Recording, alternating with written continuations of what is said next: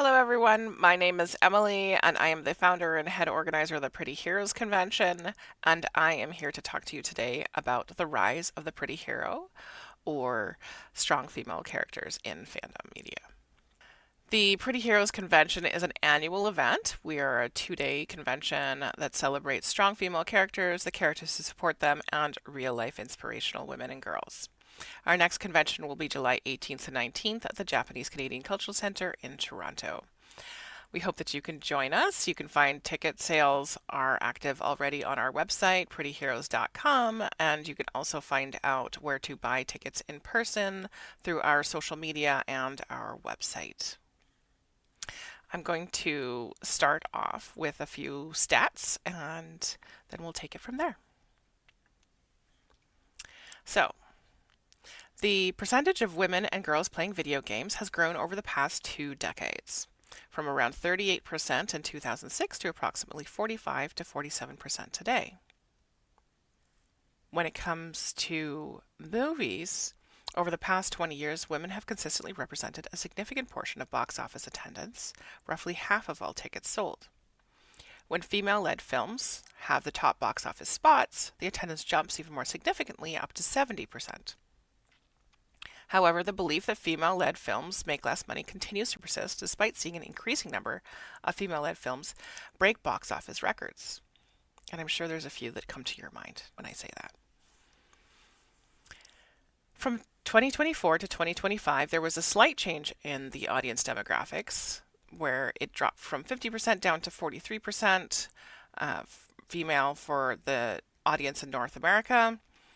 And this was largely influenced by a focus on films that were very action heavy, franchise driven, or superhero based.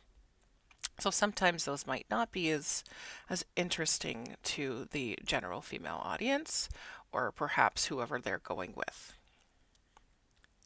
In other words, if the movies focus on attracting a male audience first, then the overall attendance demographics are definitely changing. What's interesting to note is that while men may have slightly higher movie consumption of 1.9 tickets per capita versus women's 1.4 tickets per capita, the subjects of movies and the people behind the scenes who make them has a significant influence over who actually watches them. Less female representation yields less female audience members. There is an obvious impact as well on who consumes fictional media when women are part of the creative process. We often see better, more developed storytelling by including diverse voices in the creative process. And yet, there's still a precedence in certain genres of having the creative team, the lead characters, and the top billed actors skewing to entice a male audience. Unfortunately, this yields flash and dazzle that isn't reflective of actual society and can perpetuate certain problematic stereotypes. Even in recent years, sometimes more developed female leads and other significant female characters have been subjected to backlash by primarily a certain segment of chronically online trolls who appear to not have many friends outside of their homes. Their complaints often center around female characters not being designed to be physically attractive per their personal preferences, as if that's the most important thing. And I'm sure that you have seen memes about this. I'm sure you have seen sound bites of actresses talking about this and saying how this is just, to be expected, but it's also very unfortunate. And of course, there is nothing wrong with female characters being physically attractive, but there's a distinct difference between a character that is designed to be appealing to the heterosexual male gaze versus a character who is primarily designed to seem real and or interesting. There is also sometimes backlash between the shift from illustrated or animated media to live action when the costumes and the body types may change because real people are now involved, and certain costume choices that might look interesting in visual arts aren't necessarily practical in reality. Also, some of the proportions might be very different because real people have different proportions and rib cages. There are many compelling female characters across a multitude of franchises, from novels to comics to video games to movies and television. One of the most compelling long-running female leads in video games, in my personal opinion, is Lara Croft, the Tomb Raider. The depth of her character is what makes her the most interesting, and I think that's one of the reasons that this franchise has lasted for so long. It's not just about her physical appearance, although that was definitely something that was eye-catching in the very early stages of the franchise. She is conventionally attractive, but this continues to be downplayed throughout the evolution of the character. And then you can see through the images that I have here on the screen how her character design has changed over time. Uh, while she is still, a physically attractive woman and very conventionally attractive, the over exaggerated curves have been toned down, and there's now a lot more focus on her having a slim, athletic kind of build rather than being a buxom, you know, it, buxom babe, I guess I should say. And then there's a lot of changes also in the kind of costumes that she's wearing. There's a lot more practicality to it. Not that there was anything that was super wrong with, her wearing something that was basically a short shirt or bodysuit, and then short pants. In many ways, when she's traversing through jungles and hot areas, it totally makes sense for her to be wearing something that is practical for that. But at the same time, she was never designed to be, showing a ton of TNA, so to speak. It was about, okay, well, this is a character who is attractive, but she's also moving through all of these areas and solving all these puzzles. And there was a little bit of thought gave to practicality, so she would have different outfits depending on the areas that she was going into. So she would have a wetsuit if she was going to be doing a ton of swimming. She'd be wearing, shorts and a short shirt, when she is traversing through hot mountains and forests, stuff like that. And then when it's, cold in winter, she's got a jacket, she's got boots, she's got, uh, y- you know, she's covered from head to toe, pretty much, right? And it becomes a little bit more practical. Which you don't always see that in games because, yeah, it's a fictional world, and does it really matter what they're wearing? Sometimes it doesn't. Sometimes it's just about making it look interesting. However, to get back to my original point, um, what really makes Lara Croft a very interesting character is that they are trying to emphasize over time, and I think this has become more apparent as the franchise has been rebooted multiple times, that they are trying to emphasize her compelling characteristics such as intelligence and her ability to solve challenging puzzles, her code of ethics, and her ability to accomplish gymnastic feats. She's definitely gotten way more gymnastic in the most recent iterations, and she also really values her strong personal connections. So there's a lot of value over her friends and their well-being. Yet she never really has a romantic interest because it seems like she is too scared to get that close to certain people, especially when it seems like family and friends who are close to her end up being put into dangerous situations due to the proximity to her. I think that it's also interesting that while Lara Croft is a so-called treasure hunter, she typically does not steal or take relics to be put into a museum or her home, unlike, maybe some other treasure hunters. On the contrary, she tends to lean towards preserving the integrity of culture and history behind the relics and either restores them to their rightful place or their rightful owners. And another thing that she tries to do is she tries to prevent bad actors from using relics in their pursuit of self serving goals such as eternal life, and especially when those kinds of, negative self serving goals might lead to the destruction of a people. That's not to say that she doesn't cause destruction because it's a game, of course she does. There's going to be, like, oh, she had to blow up this thing. This has been here for hundreds of years, but now it's fallen apart because she went through here. But it's a game, so that's kind of part of what makes it interesting is like, oh, there has to be, a little bit of sense of danger because it's an adventure. However, the main point here is that even though she went from very exaggerated, curvaceous kind of look. Originally, she is now a much more realistic looking woman, Um, and and it's about adventure and discovery rather than gawking at an attractive woman and that being the only thing that you're playing the game for. Moving on. The Uncharted series has many similarities to Tomb Raider as an adventure-focused franchise, but it has a male lead, Nathan Drake, as shown here.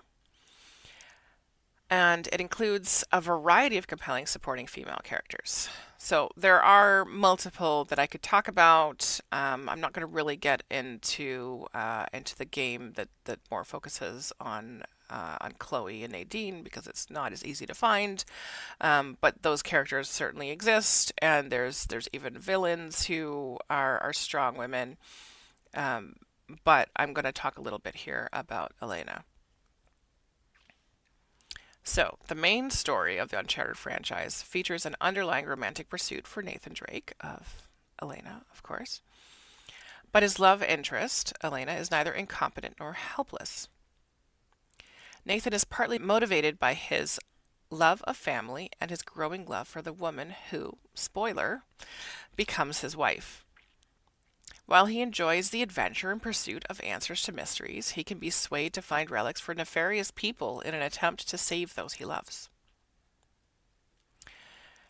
When it comes to Elena, she increasingly becomes a valuable asset and partner, not only romantically, but also in the pursuit of answers to mysteries that have yet been unsolved.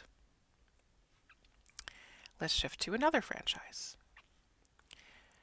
So, I don't know how many of you have played the Horizon series of games, but I chose a couple of pictures here to talk about um, a meme that used to go around talking about the character design of the main character. So this is Aloy, and she is the main character of Horizon Zero Dawn and Horizon Forbidden West.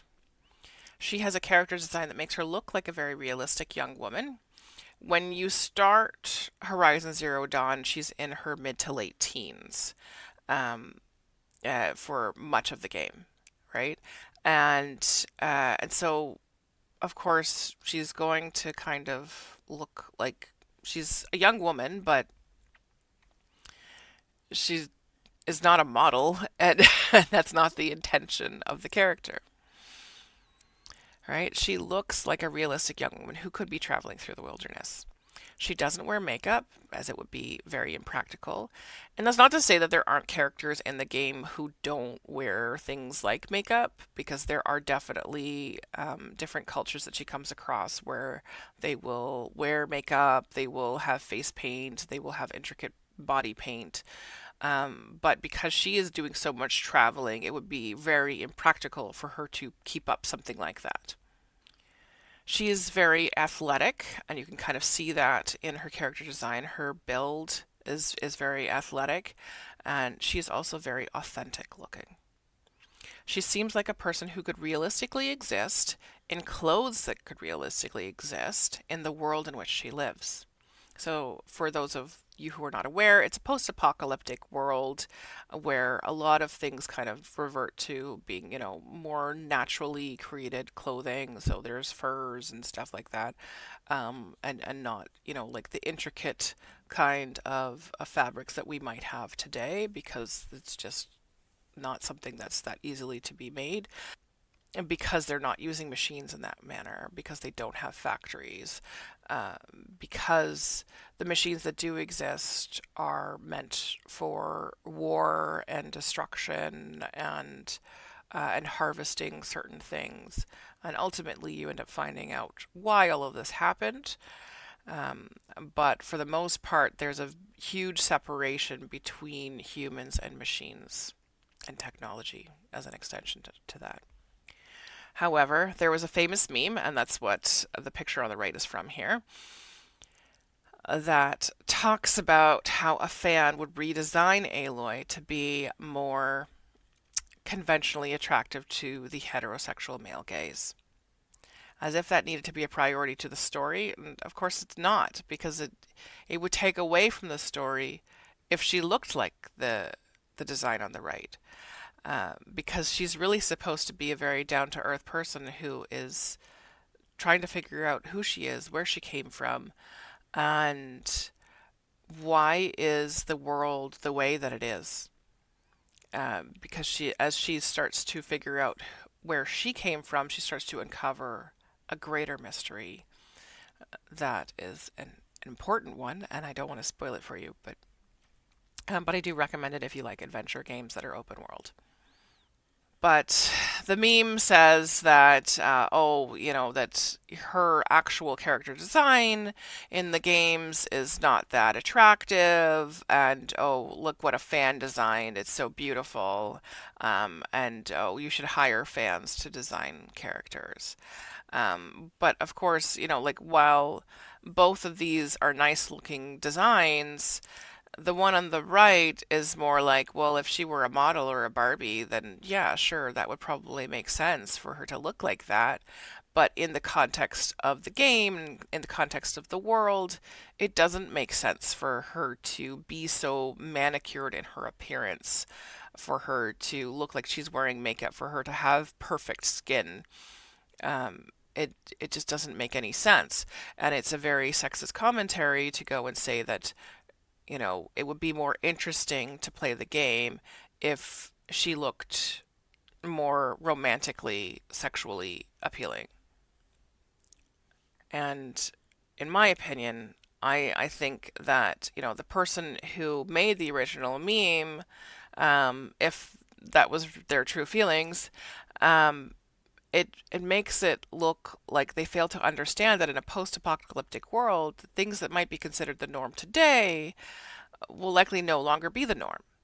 To make a story that feels immersive, the characters have to be believable within that world. And so, moving along on the subject of believability, I want to talk a little bit about Abby in The Last of Us. So, here I'm specifically talking more about the video game rather than the TV series, although the TV series is very interesting and I do recommend watching it if you are a fan of the games. And if you saw the series first, then you might also be interested in the games, although you expect to be a little bit disappointed in the second game because Abby is not as likable a character in the games itself. So, we have a problem with female characters who become extremely believable due to the skills of actresses, such as Laura Bailey, shown here. And she is the person who had voiced the character of Abby in the Last of Us video game. So, this was from the second Last of Us game. And Abby is the main antagonist of this game. Laura Bailey won awards for her voice performance of Abby in The Last of Us and was heavily bullied and even subjected to death threats because people were so enraged by the actions of the character and conflated that with the actress who provided her voice. This kind of behavior is not only disappointing, but extremely unacceptable. Villainous characters that we hate are intentionally made that way by writers and portrayed by actors to encourage us to feel a certain way about the characters. If we dislike the character and their actions, then everything fell into place correctly in order for that to be done well. But an actor is not the character, and I think most people are, well aware of that fact. But there's always some people who don't know how to put their feelings about the character in a separate place from their feelings about the actor. We need to put a stop to people who are bullying actresses simply because they don't like certain characters. And this is certainly not exclusive to video games. There have been actresses in other media who have opted out of social media entirely because of extremely aggressive online attacks. Kelly Marie Tran, for instance, who played Rose in Star Wars, is a notable one in recent years. And I think that we need to do better about protecting women and people of color who are portraying characters, whether or not we like them, and protecting them from, this kind of backlash as if they're the ones who made the decision to write the character that way. They're not, usually. In most cases, they are just performing a role. And if is supposed to be an unlikable character and their performance made it extra unlikable, then they did their job, and we should be able to acknowledge that and separate those feelings because for myself, I of course I didn't really like Abby. She's the antagonist. You're not supposed to really like her. But she has her own code of ethics, and there's certain things that are done well about her. There's other things that I think weren't done as well in the game that probably could have been written a little bit better. Some things were, I think, a little bit too much like they were written by a man who doesn't really understand women very well. And I think that there's also, some missed parts where they had to make her a little bit more relatable to encourage the audience to have a little bit more empathy with her. I felt that they tried to do that a little too late in the game. There is an arc where she is helping a young boy, and that's one of the only times you kind of see her as being more human, somebody who actually cares about other people, whereas a lot of the lead up to that was her being very self-serving and other people just enabling her to be very selfish and to go after her selfish goals, even when it seems like it's going too far. Let's continue. I also want to talk about Barbie. All right. So I'll move on in my notes here a little bit. I think it's very important and influential for girls and women to see female characters that are diverse and that can take the lead. And that includes characters like Abby, that includes antagonists, that includes villains. It's disappointing that there's still sometimes backlash to female led media, such as Barbie, simply for having a female lead. This kind of movie was, assumed to be a lot of fluff, and on the surface, it looks like that. But there is a subtle undertone that becomes more apparent as the movie goes on that actually analyzes what is it to be a woman, and why are we here, and how do you decide who you want to be. So when the Barbie movie premiered in 2023, there's a speech by America Ferrera's character about how it's impossible to be a woman with societal pressures to be perfect, and that how that perfection is unachievable. The speech says that women are expected to always be extraordinary, but are somehow always doing things wrong. So I'm going to read a little bit of the speech here. So, her character says, "You have to be thin, but not too thin. You have to have money, but you can't ask for money because that's crass. You have to be a boss, but you can't be mean. You have to lead, but you can't squash other people's ideas. You're supposed to love being a mother, but don't talk about your kids all the damn time. You have to be a career woman, but always be looking out for other people. You're supposed to stay pretty for men, but not so pretty that you tempt them too much or that you threaten other women, because you're supposed to be part of the sisterhood. But always stand out and always be grateful, but never forget that the system is rigged. You have to never get old, never be rude, never show off, never be selfish, never fall down, never fail, never show fear, never get out of line. It's too contradictory, and nobody gives you a medal or says thank you. And it turns out, in fact, that not only are you doing everything wrong, but also everything is your fault."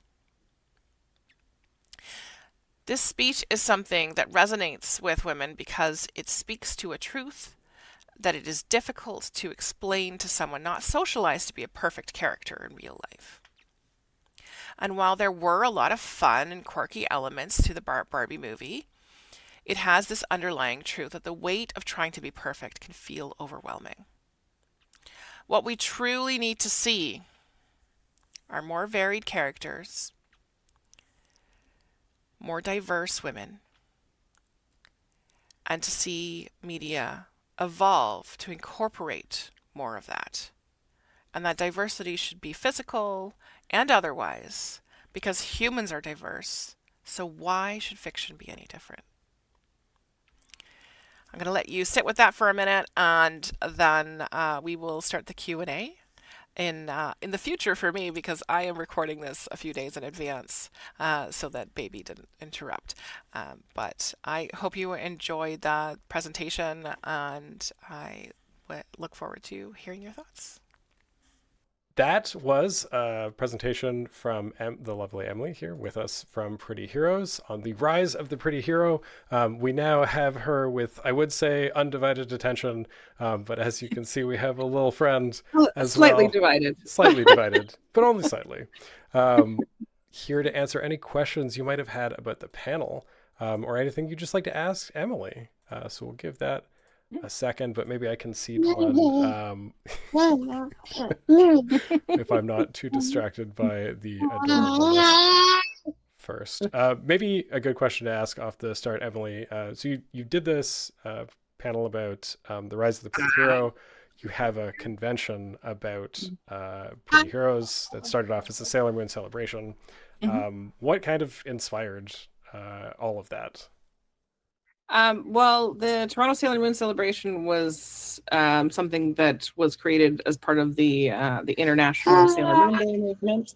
But that's not really so much of a thing anymore. I think pretty much just, me and Toronto, and then there's like a group in Argentina that consistently do stuff about International Sailor Moon Day. For the most part, other people just kind of do more private things, or very, very localized. They're not really broadcasting it on the internet so much. So it's not so much of a thing anymore, but for a little while it was. And so back in 2015, I'd heard about it. There was a cosplayer who I believe at the time, I don't know if she still is, but I think she was based down in Niagara. But she wanted to do something in Toronto. And I had reached out and said that I was interested in getting involved. And she was originally just thinking of just doing like a cosplay picnic on the Toronto Islands. And I was like, well, like, are we going to have like some activities? Are we going to invite any guests or whatever? I have some connections, because I used to write for a blog called Moon Chase, which no longer exists. I still have access to the social media accounts, but the blog is gone. It's been a few years that nothing has been happening there anyway, so it just silently disappeared. And I got too busy with running a convention that was growing. So yeah, it wasn't my brainchild, by the way. Moon Chase was created by Sailor D's, who used to be part of SOS, or Save Our Sailors, and then there were certain things she didn't like that they did, and she wanted to make her own thing, and Moon Chase was born. And so that's how I had made some connections to some of the voice actors, because I had gone as media to a few different conventions. I had interviewed some voice actors and stuff like that. So I had some connections that way. So they were familiar with me. I wasn't just, like some random person contacting them. And I had started to develop a friendship with James Bade, who had created the Unplugged Expo convention, and a few smaller events. Which I think he's starting to come back with a different one more. But at the time, it was mainly Unplugged, and so he was a bit of a mentor for me for the first couple of years, and giving me some advice, because I was just like, I've never planned an event before. I've only planned a booth at a trade show. This is a lot more complicated. And so I'd be like, oh, does this sound like a good idea? Should I do this? Should I do that? He jumped to, like, giving me a table to promote the Toronto Sailor Moon celebration from the very beginning. And then eventually he ended up saying, hey, you don't need to ask me so many questions. You have good instincts. Like, what feels right. You can do the things that you think are right. And it's a piece of advice that I pass on to other event runners when, they ask for my advice as well, is that, especially when you are the person who is putting in all of the financial risk. Ultimately, like, yeah, you can get input from other people, and some of that input might be, really helpful. But ultimately, it's your money on the line, and you have to decide where you're willing to take risks and what your vision is, right? Because everybody does things slightly differently. It was partly for last year, but mostly the year before. I actually had a mentor through the forum, which if you do have your own business and you're a woman, I suggest checking it out through the Scotiabank initiative, because then you can get a 1 year free mentorship, and you can pick your mentor. So you can say what category and industry you want to be in, and you say what your top 3 choices are, and I was matched with my top choice, and she gave me a lot of really good advice. It's hard to find for an event runner because not a lot of people are doing it, and so much advice about running a business is about having a product business. And even when you find stuff that's about a service business, which technically an event is a service, it doesn't always apply, because there's always this, this idea about, funnels and getting people to go down the funnel. And it's like, that's not really how it works. It's more, like, give people a good experience and make that experience valuable to them, but also affordable, right? So yeah, I know I've gone really astray.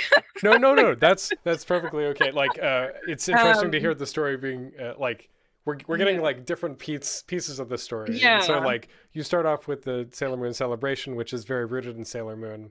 Yeah, and so I ended up making it, and the first year I had to delay it about a month because it just wasn't ready to be able to have the ticket sales where they were, where I wasn't going to lose a ton of money, because I put in all the money, the first year up front, right? So, yeah, that's pretty so there common was for that, conventions, yeah. right? So it was $2,000 in a dream. And luckily, I was very lucky that I really only ended up, I think, about $200 in the hole, which is pretty unheard of for a first time event, to be honest. And we had 180 people body count that first year. So that's including everybody. So our special guests, event crew, the dealers and attendees, right? Because anybody can shop, and after I had the first one, people were like, oh, can you run another one? And so I asked my friends if they'd help me to do a second one, and so that's how I ended up doing a second one. And then that got much bigger, so that was a 650 person attendance, so that's a massive increase, percentage wise, in the second year. And then I was asked to do a third one. People were interested in seeing a third one. I was like, okay. And keep in mind, this was all one day, right? It was only a 1 day event at the time. And so then the third one, we got 1,400 people attendance, and we haven't been able to get back up there because it's hard. And part of the reason that I had 1,400 people attending that year was because I got news coverage that I wasn't anticipating. I had been sending out press releases all this time. But that year we actually had articles, I think, in Narcity, BlogTO, and Now Toronto. And they all happened within like the span of a couple of weeks. And my ticket sales just skyrocketed. It was very unnerving. And then I started to, notice a little bit more also, that there was a bit of a flaw in my floor plan where we had like a pinch point that would have been fine with a smaller attendance, where I was thinking, oh, maybe it'll go up to 800. But with over 1,000 people, it ended up being a little tight, a little bit of a squeeze to get through at points. was that still when it was the Sailor Moon celebration, or had it Yeah, become pretty yeah. Okay. So that year, we're in 2017 now, right? So that year it was still the Toronto Sailor Moon celebration, but about half of the programming was not Sailor Moon specific. So that was my soft launch. I didn't tell anybody.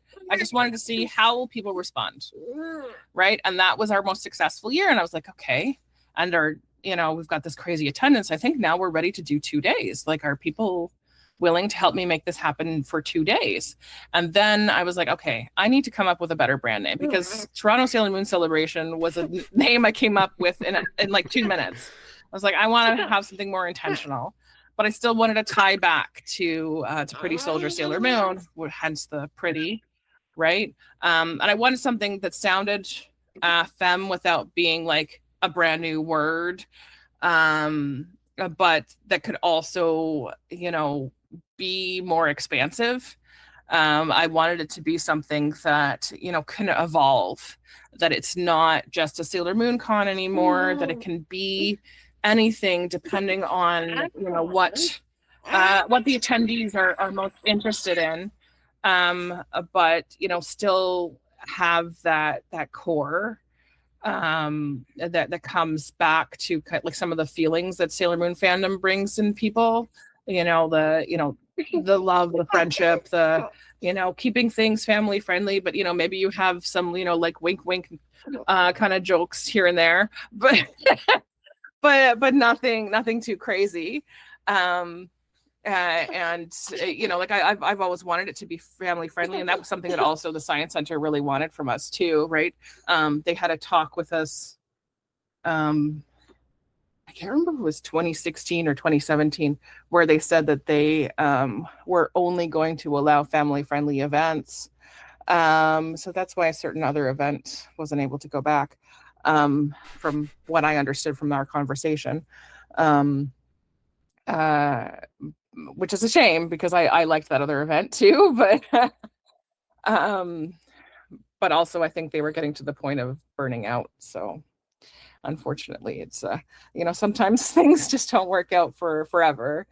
But yeah, I had really secretly wanted for many years to be part of a girl power convention. Mhm. I just didn't expect to be the one creating it. So But you be the change you want to see in the world, and you're just like, well, I'm already halfway there.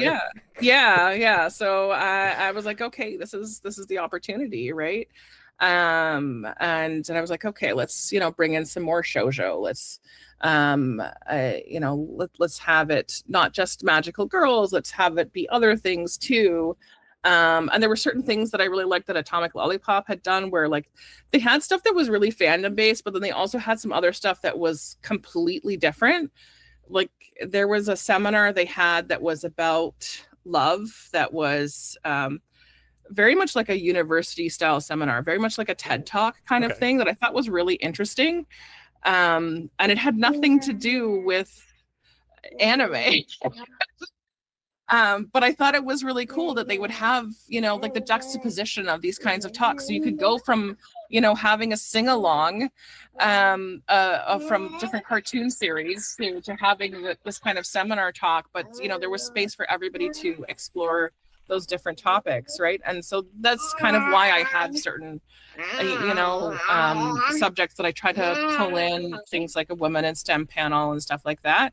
And we've had, like women behind the scenes in animation and other like entertainment industry stuff, to talk about what's it like to work in these kinds of fields, right? And some of these positions are still very male dominated, and sometimes that's an additional challenge for women to get in there. That's not to say that they were always that way. And I mean, that's true of, I think a lot of industries where you see a lot of men. Over the years, I've gotten into some different networking groups that are very femme first. Like Corliss is a really good one if anybody is looking for one. But one of the things that comes up a lot men tend to ask more, men tend to get funded more, and women don't tend to brag about their accomplishments as much as men do. The classic example is like there'll be a job description, there'll be like 20 requirements, and a man is like, yeah, oh yeah, I've got like 3 of those, I'll apply. And then a yeah, woman yeah. is like, I have 19, but that's not all of them, so I better not. Yes. Women tend to wait until they have like 80 to 90% of the requirements before they apply, but men will apply around 50%. And there have been times, and there's been panels that I've been on where I'll go and I'll say to another female panelist, I'm like, you need to have the confidence of a mediocre white man. Like this. Yes. Just, oh my God. 1,000% yes. Yes. like if you don't shoot your shot, sometimes you just don't get to have it. Right. And now that I'm a mom, there's some other organizations that I've gotten into, including Moms at Work, which has fought for legislation to improve things with job posts. So getting salaries and compensation listed on job posts was partly fought for by them. So you may have never heard of them before, but they have been making really significant steps in those kinds of things. And they really do a lot of work on trying to teach women to negotiate better for their salaries, because a lot of the times women don't ask, and then you don't get the salary increases that maybe a male counterpart will get because he asked, right? And that's not to say that this is an exclusively woman problem. Anybody who tends to be a little bit more, like, oh, well, I just do the work and I hope to be recognized. Don't fall into that trap. You have to also say, hey, I've accomplished these things, and that matters, and this is valuable, and here's the value that I bring, to this company, to this job. And that's why my compensation should be increased proportionally to that, right? Like you have to do some research, of course, to, figure out what's actually realistic. But it's something that, like I try to think about. And sometimes you have leeway and sometimes you don't, depending on, where you're working and whatnot. But you definitely should ask for things. And sometimes it's not, a monetary compensation. Sometimes it's extra vacation time or lieu time. Sometimes it is the ability to work from home when you're not up to the travel to work. Sometimes it is a title change that will look really good on your resume.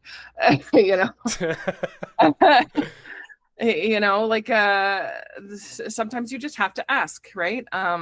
And not everybody remembers to do that. Another one I got into recently is life with a baby, and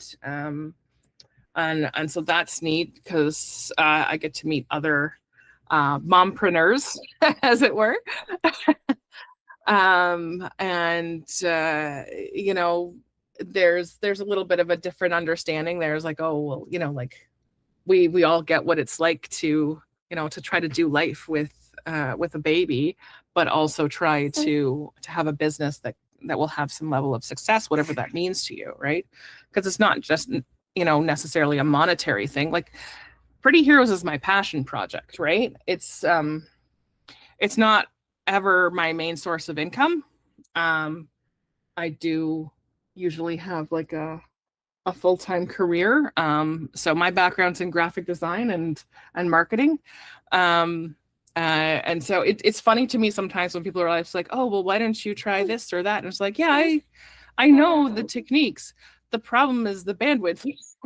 Well, yeah, it's just like, oh, well, it's just like you'll just do your day job and then just do your passion project and you'll just find a way to fit the baby in. And you're just like, it's a lot of implicit expectations on you. Yeah. And I mean, this is part of the reason I got my daughter into daycare early, because I was starting to really to struggle with just being able to keep up with everything. And I mean, there's stuff that I don't talk about, publicly. Some challenges that I've had to deal with that, some of which I can't talk about publicly. But I mean, one of the things that I'm I think some people are aware of is that, my father passed away while I was pregnant, and that was really tough. And we only recently put the house up for sale. Like it takes a while to go through everything.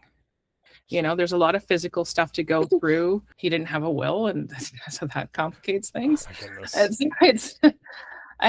So there's been a lot of things. It's not just being with baby and dealing with how that impacts my life. It's there's other things that have been going on in the background, and it just feels like it all piled on at once, and it's been really challenging at times. In some ways I'm very lucky, but in other ways it's really stressful.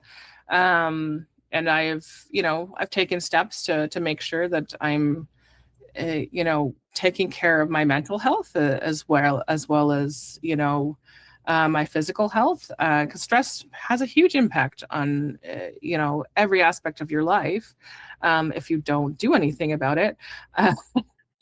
Well, yeah, and like we like to assume it's just like, oh well, obviously I'm stressed because of my job or stuff for Pretty Heroes or the baby, but that also ignores the just the background radiation of everything else going on in the world, and you're like, that's stuff that you're constantly exposed to and can only impact so much, but you have to live with it and it impacts you. I made the choice many years ago. I think I was back when I was in college, so and I'm in my 40s now. So it was a long time ago. I'm I'm sorry. But I feel like you're in good company. I am almost I turned 40 this year. I made the choice to limit my intake of news because it would just get me really, really upset, because there's so little that you can do sometimes as an individual, especially if it's something that's happening in another country. Like, what are you really realistically going to do? Maybe if you have the money, you can donate to something. Or maybe you can volunteer your time to something, but there's not a ton that you can do sometimes, and that can feel really upsetting. So I try to be aware of things, but not get engulfed by it. And of course there are certain things that I think are just not really appropriate to discuss on the Pretty Heroes lens. Some things I'll talk about personally, and some things I'll just be like, I'm not going to put this on the internet because it's better for an in-person conversation. A lot of things have a lot more nuance to it. They're not necessarily black and white, and so I try to be, conscientious in that way. But I always believe that every person deserves to have safety, and to have their basic needs met. And I wish we didn't have to worry about that being in question. Yeah, and well, I mean, like, in as much as that's true, at the same time, like through Pretty Heroes, it's not world changing to the degree of like we're fixing other countries, but you do have this opportunity to shine that light in the world to let's promote women in strong positive roles, in your talk, not just Pretty Heroes, all sorts of different kinds of people, not just women either, like the intersectionality of it all. I mean, I like to say that, it's about strong female characters, the characters who support them, and real life inspirational women. I think that, sometimes I've been called out for having male guests, which I just find hilarious. Because you're not calling out the cons that will have 10 male guests and then one hot chick. So, and no shade to the hot chick, but that's so demeaning to put her in that position. She's more than that. And why is she the only person who's there? Why is this so heavily catered for male gaze? And then you want to turn around and be like, oh, well, why aren't women attending our con? Because you're not telling them that there's anything there for them. That's why. I think there are a lot of it's mostly smaller cons that could do better at having gender parity. I really try, very hard to have slightly more female in our highlight guests, and then with our cosplayers, it is, it's very easy to find female cosplay guests, and there's so much talent in Toronto and surrounding areas, so much.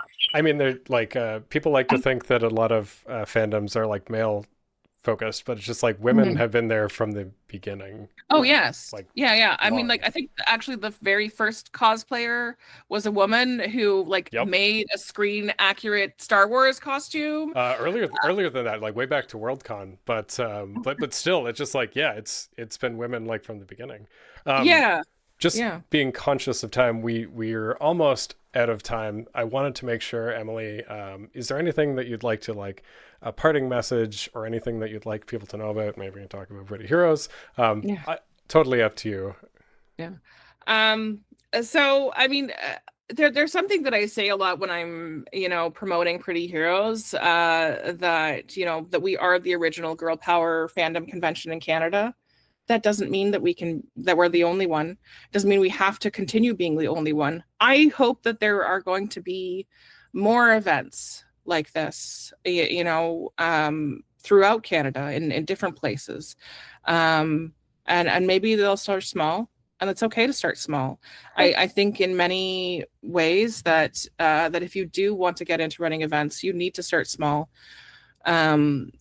Don't look at an event that is 10 plus years old and think, oh, okay, I can just do that. No, it's not. It's not that easy to get there. There's so many steps that you didn't see along the way. There are things that I do now that I didn't do in year 1 or year 2, that I've changed over time because I'm always looking to make improvements. But there's also, there's things that I do that make a more silent impact that sometimes not everybody talks about.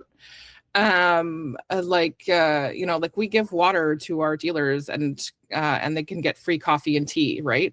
And and that's not something that I necessarily shout from the rooftops, but it's just a nice thing that I thought was important to include and easy to include. It doesn't cost me very much, and I would rather give them a little bit of comfort. I know what it's like to be at a booth all day. I started in an artist alley, so I I have been there. I understand it all. And I love to showcase talent, not just in visual arts, but in performances and in different things. And I'd love people to think that Pretty Heroes is a place where they can try to show their talents. And if you've got an idea for something, shoot your shot. Maybe it'll be a yes. And sometimes you have to be optimistic and stop telling yourself, well, what if they say no? What if this person is mean? And what if they don't like this? What if they say yes? Sometimes that's the mindset you have to go into things, that things could get better, things could be great, and even if it is a no, that's a no for now. That doesn't mean it's a no forever. That's very true. We are about at time. Thank you so much, Emily, for sharing your presentation about Pretty Heroes. Thank you for telling us about your experiences with the convention, and like being a woman entrepreneur, a mompreneur. Yeah, that one. And just thank you so much for joining us here at the con. We're going to take a quick little break, and then we'll move on to the next panelist, which happens to be me. But we will see you all in a second. Once again, thank you so much, Emily.